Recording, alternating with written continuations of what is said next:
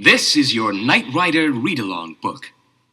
Every time you hear this chime, it means it's time to turn the page in your storybook. Now, if you are ready, we will start the story, Highway to Danger.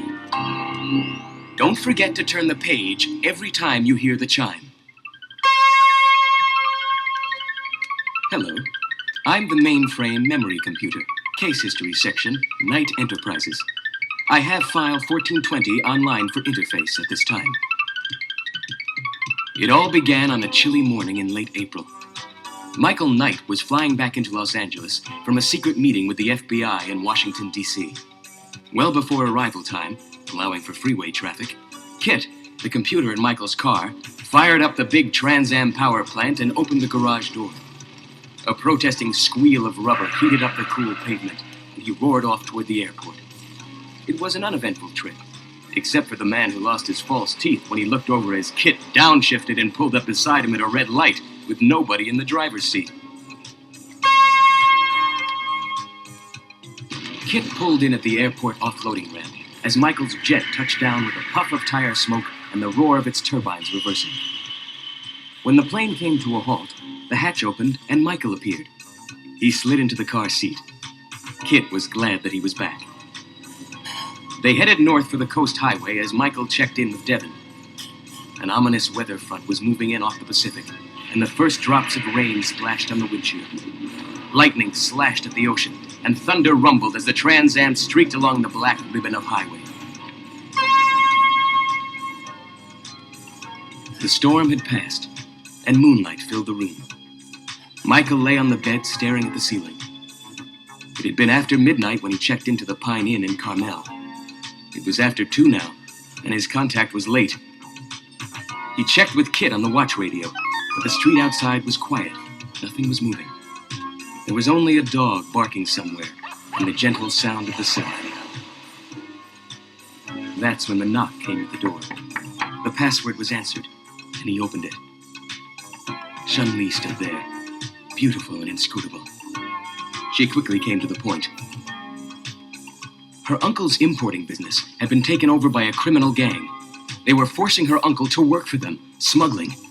She lay a sample of their wares on the table. The M16's metal finish shone dully in the moonlight. Following Shun-Li's directions, Michael shifted into a lower gear, and the Trans Am's powerful engine attacked the grade on one of San Francisco's steep streets. Then, suddenly, an empty cable car topped the crest of the hill and headed straight at them, bell clanging. He was being piloted by a man with red in his eyes and their destruction on his mind. Michael automatically stood on the brake, cut the wheel hard, slammed into a lower gear, and floored it. The Trans Am blasted out of the high-speed turn and charged down the hill, chased by the cable car. That's when the garbage truck eased out of a side street. Michael reacted quickly, and tires ripping at the pavement, the Trans Am missed the truck by inches and shot up the side street. The cable car wasn't so lucky. In Chinatown, Kit was nervous about being left vulnerable to the humanities surging around him, but there wasn't much he could do about it. In her uncle's apartment building, Michael preceded Shun-Li up the dark, narrow staircase to the top landing, where they paused to catch their breath. It was quiet, except for the sounds of living coming through apartment doors. A baby crying, an argument in Chinese. Michael looked at Shun-Li, and she pointed to the end of the hallway. There was no sound from the other side of the door to her uncle's apartment. Michael was ready to shoulder his way through when Shun-Li pushed and it swung open. The inside of the place was empty and looked like a bomb had gone off, totally destroyed. And there was blood on the floor. Back on the street, Michael tried to reassure Shun-Li. The gang was onto them. That much was obvious. The problem was, what to do next, before it was done to them. Just then, a raucous celebration burst around the corner. A mob of laughing, yelling people paraded up the narrow street, filling it from curb to curb. Young boys were tossing packs of firecrackers, which went off in hundreds of explosions around the feet of the men under the colorful serpentine dragon. It bobbed and weaved its way toward them. One of the dragon's eyes winked. When the slug splattered near them, Michael realized it was a shot and yanked Shun-Li back into a doorway. he saw the gunman dart out from under the Dragon and escape into the crowd.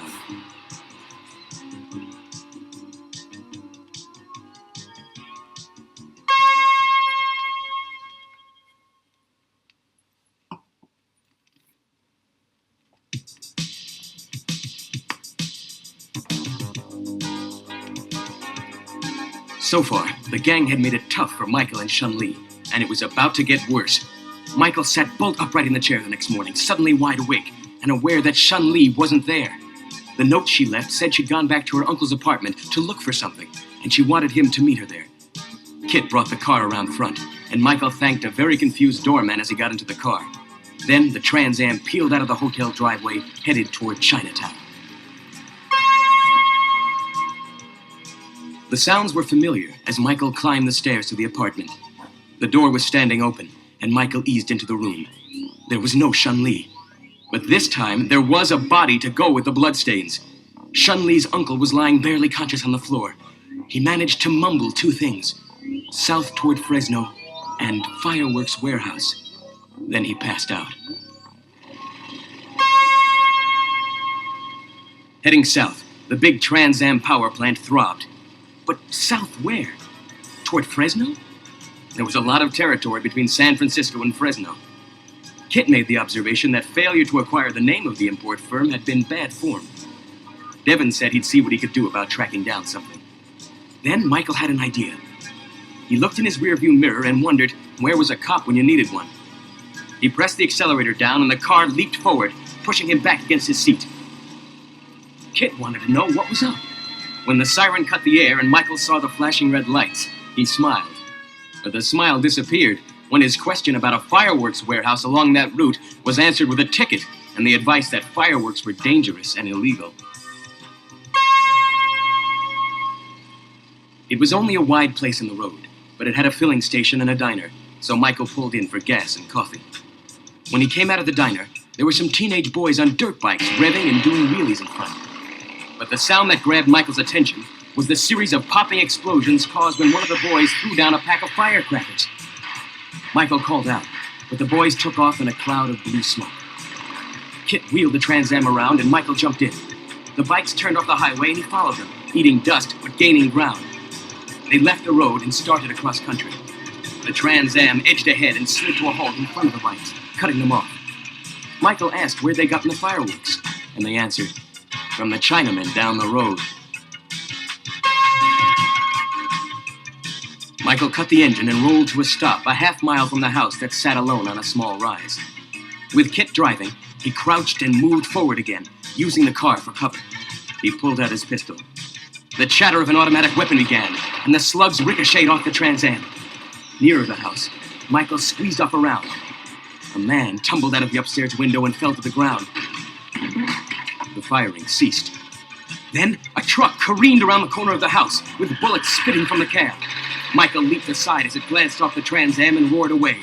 He let it go. Inside, Michael freed Chun-Li. Sore but unhurt, she told the location of the warehouse. The mission was far from over. The cat was out of the bag, so Michael made a direct, high-speed approach to the warehouse. There were gun ports in the walls. Flashes came from them, and bullets skipped off the car. The warehouse door opened suddenly. Michael only saw the man with the anti-tank rocket launcher for a split second before a round was on its way. It hit short and blew a hole in the road. The Trans Am tore into the door, taking the whole thing down, and slid to a stop. The place was stocked with enough military hardware to make a terrorist smile. Then, Michael saw the grenade arc toward the stack of ammo and firecrackers. He hit reverse, burning rubber.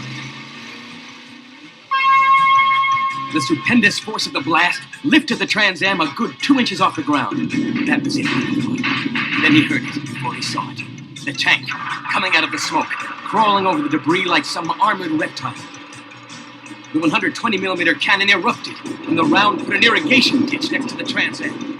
No options. Michael headed straight at the tank, hit the turbo boost, and flew right over it. He landed on the other side and spun the car, facing the tank. Like some sluggish beast, the tank turned and fired.